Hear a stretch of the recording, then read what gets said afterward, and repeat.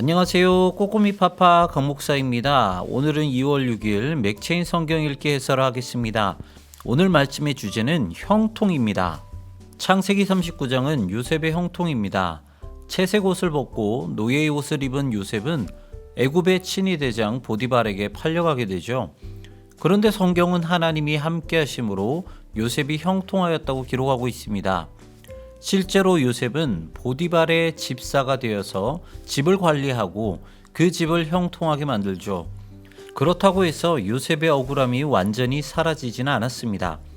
요셉은 보디발의 아내의 유혹에 억울한 누명을 쓰게 되고 감옥에 갇히게 됩니다. 이렇게 요셉은 노예의 옷에서 죄수의 옷으로 또 한 번 갈아입게 되죠. 하지만 감옥에서도 요셉은 형통하게 됩니다. 이처럼 요셉의 인생의 핵심은 하나님이 함께 하셔서 형통하게 되었다라는 것입니다. 욥기 5장은 엘리바스의 논증 두 번째입니다. 엘리바스는 계속해서 옳은 말들을 합니다.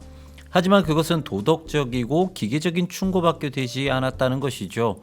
그는 마음을 살펴주지 못하였고 그저 상대방의 마음을 찌르는 비수 같은 말을 남발했을 뿐입니다. 그리고 계속해서 욥에게 하나님께 회개하고 하나님께 순종하면 다시 복을 주실 것이라 충고합니다. 이렇게 엘리바스의 충고에는 하나님의 은혜가 설 자리가 없었습니다.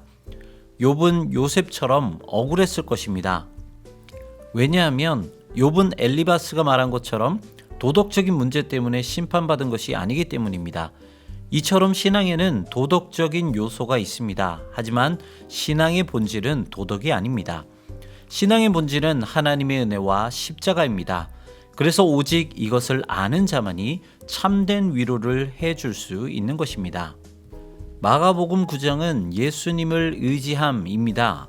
예수님은 자신을 고통이 가득한 세상의 구원자라고 제시합니다. 산 위에서 영광의 광채로 변모하신 주님은 우리에게 부활의 소망을 보여주시죠. 예수님은 산 아래에서 그 소망을 보여주십니다.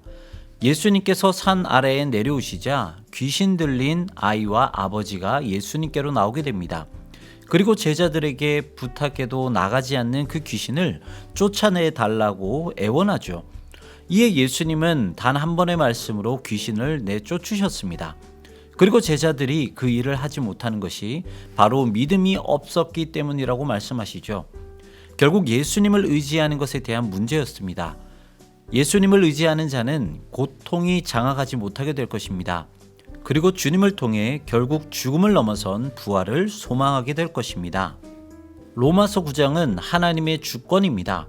바울은 유대인들을 향한 자신의 마음이 얼마나 간절한지 말합니다. 하지만 구원은 오직 하나님의 주권 안에 있음을 명확하게 말합니다. 하나님은 우리를 원하시는 대로 하실 수 있는 토기장이십니다.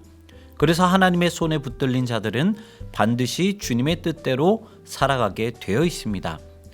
요셉도 하나님의 손에 붙잡혀서 형통한 삶을 살았고 욥도 고난당했음에도 불구하고 끝까지 하나님의 신실하심을 고백할 수 있었습니다. 우리도 주님의 뜻대로 살아가고 형통한 인생을 살아가기 위해서는 결국 주님을 의지하며 하나님의 손에 붙잡혀야 합니다. 우리의 인생에 고난과 고통은 빼놓을 수 없는 중요한 과정입니다. 그렇다면 이런 광야를 지날 때 우리는 어떻게 해야 할까요? 주님을 의지해야 하는 것입니다. 오늘도 그렇게 주님을 의지하는 하루를 보내시기를 소망합니다. 지금까지 꼬꼬미 파파 강목사였습니다. 내일 다시 만나요.